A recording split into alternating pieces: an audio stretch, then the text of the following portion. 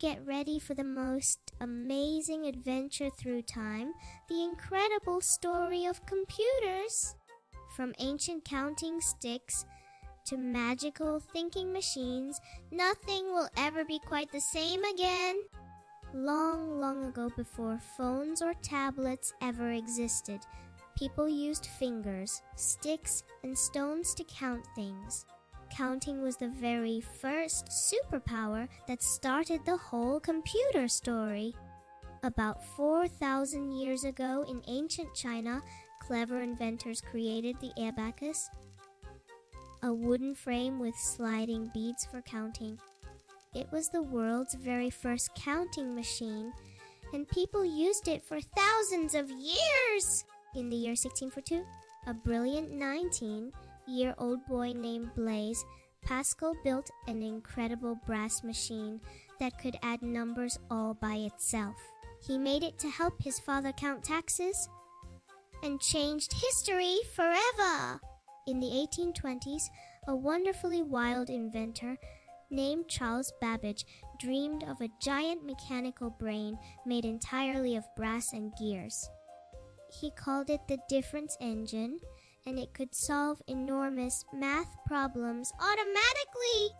Ada Lovelace, Charles Babbage's brilliant friend, wrote the very first set of instructions for a computing machine, making her the world's very first computer programmer. She imagined computers could do much more than just add numbers.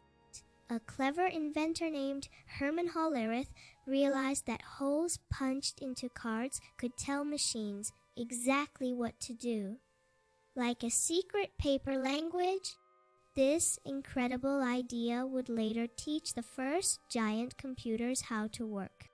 In 1936, a quiet and extraordinarily clever young man named Alan Turing imagined a magical machine that could read symbols and solve any problem in the world. His idea became the foundation of every computer ever built during World War II. Alan Turing and his team used a remarkable code, breaking computer called the Bombi, to crack secret enemy messages, helping to save millions of lives. It proved that thinking machines could do things no human could do alone. In 1945, scientists built Eden IAC, a computer so enormous it filled an entire room and weighed as much as 3 large elephants. It could solve math problems in seconds that would take a human being an entire year to finish. EEAK had over 17,000 glowing tubes that blinked and buzzed like thousands of tiny light bulbs, all working together. Scientists had to walk through long corridors just to reach the other end of it. Early computers could not understand words, so people gave them instructions by poking tiny holes into special paper cards. Each pattern of holes told the computer exactly what to do, like a secret coded message. In 1947, scientists invented something called the transistor, a tiny switch so small it could sit on your fingertip. This little invention would change computers forever by making them much smaller and faster. Thanks to transistors, computers began shrinking from the size of entire rooms down to something that could fit in your kitchen. By the 1950s, computers were still big, but scientists knew they could make them even smaller. A brilliant scientist named Grace Hopper once found a real moth stuck inside a computer, causing it to make mistakes. She called it a bug. Today we still call computer mistakes bugs because of her funny discovery. Grace Hopper had an amazing idea. She invented a way to give computers instructions using plain English words instead of confusing number codes. Her invention made it much easier for people to talk to computers. In 1958, Scientists managed to squeeze thousands of tiny transistors onto one small chip of silicon no bigger than your thumbnail. This incredible invention was called the microchip, and it made computers faster and smaller than ever before. By the 1960s, computers were so powerful that NASA used them to guide astronauts all the way to the moon. Without those early computers, humans might never have taken their giant leap into outer space. In 1964, a clever inventor named Doug Engelbart created the very first computer mouse, a small wooden box that rolled across the desk. This simple little device changed how everyone would use computers forever. For the first time, people could see the computer's answers glowing right in front of their eyes on a screen. It felt like magic, a glowing window into a whole new world of information. In the 1970s, something amazing happened. Computers started getting much, much smaller. Scientists worked hard to shrink giant room-sized machines down to fit right on a single desk. The secret ingredient was a tiny invention called the microchip, small enough to sit on your fingernail. This little chip could hold thousands of computer parts all packed tightly together.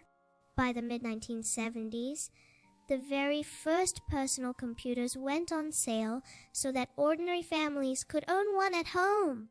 It was no longer just scientists and governments who could use these incredible machines. In a small garage in California, two young inventors named Steve Jobs and Steve Wozniak built a computer they called Apple. Their little garage project would one day grow into one of the most famous companies in the whole world. To save their work, people used floppy disks, flat, bendy squares that could store information and carry it from place to place.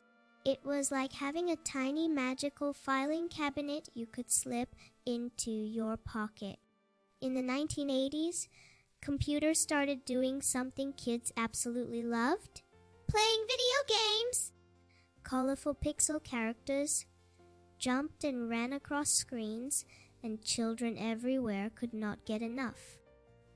Computers needed a way for people to talk to them, and the keyboard became everyone's favorite tool for doing just that. By pressing letters and numbers, anyone could give a computer instructions in an instant.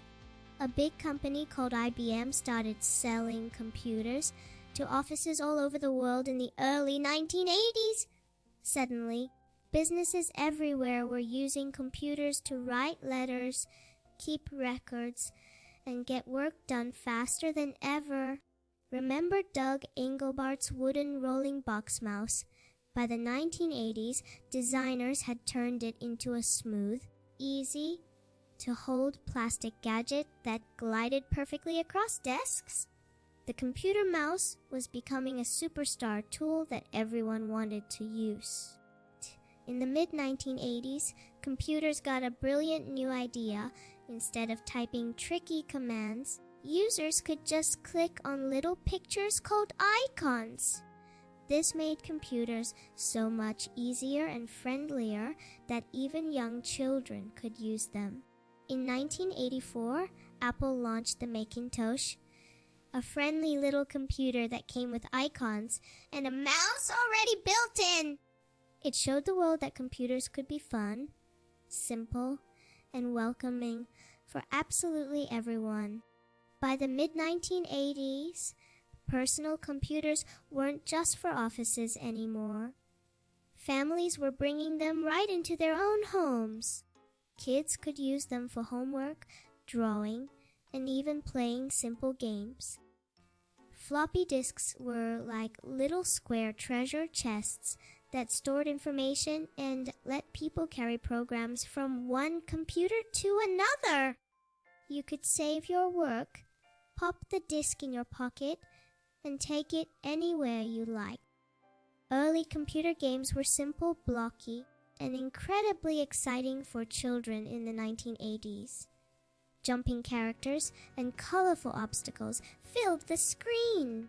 Kids everywhere fell in love with the magical worlds hiding inside their computers. Printers were an amazing invention that let computers share their words and pictures on real paper that you could hold and keep. Suddenly, children could print their own stories, drawings, and school projects at home. In the late 1980s and early 1990s, a shiny new invention called the CD-ROM could store an entire encyclopedia on one small disk. That meant thousands of facts, pictures, and sounds all living on one single sparkling circle.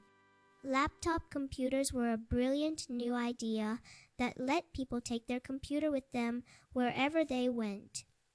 To parks, cafes, and even on aeroplanes. Computers were no longer stuck on desks. They were free to travel the whole world. In the early 1990s, something incredible happened. Computers all around the world started talking to each other through a giant invisible network called the Internet. It was like stringing a magical web of friendship between every single computer on the planet.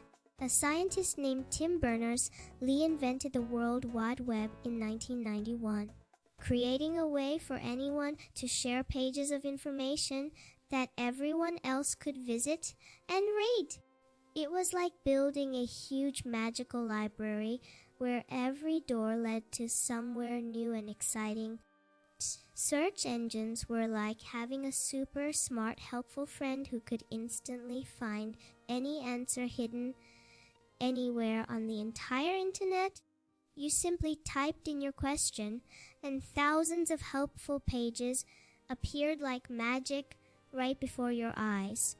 In the 2000s, smartphones arrived and tucked an entire computer right inside your pocket. Suddenly everyone could take photos, play games, and talk to friends from absolutely anywhere in the world. Tablets and touchscreens made computers even easier and more fun to use because you could control everything simply by touching the screen with your fingers. It felt like drawing and playing on a magical, glowing canvas. Apps were like tiny magical tools that turned your device into almost anything. A paintbrush, a piano, a storybook, or an entire game world. Millions of apps were invented, giving everyone creative superpowers right at their fingertips. The cloud was a brilliant idea where computers could store your photos, videos, and files safely up on faraway computers connected through the internet. It meant your precious memories and work were always safe, even if your device got lost. Scientists then taught computers to learn and think for themselves using something called artificial intelligence, or AI. Just like how you get smarter every day at school, AI computers practiced millions of examples until they became incredibly clever. So clever that this whole video here was created by AI. Robots powered by clever computer brains began helping humans do all sorts of jobs, from building cars to exploring the deep ocean and even outer space. Computers and people became the best team, working together to make the world a better place. Computers became amazing helpers for doctors, letting them see inside bodies, find illnesses earlier, and discover brand new medicines to help people get better. Thanks to clever computer programs, doctors could help more people than ever before. Smart computers also help scientists watch over our beautiful planet Earth, tracking weather, protecting forests, and helping everyone understand how to keep our world clean and healthy. Technology and nature working together was a wonderful thing indeed. Every time you use a computer, tablet or phone, you become part of this incredible ongoing story of human invention and imagination. The ideas, games, art, and friendships you create today are already writing the next exciting chapter. From ancient counting beads to pocket supercomputers, humans never stop dreaming, inventing, and making the impossible possible. And the most exciting part of this amazing story is that Wyo right now are the brilliant inventor who gets to write what happens next.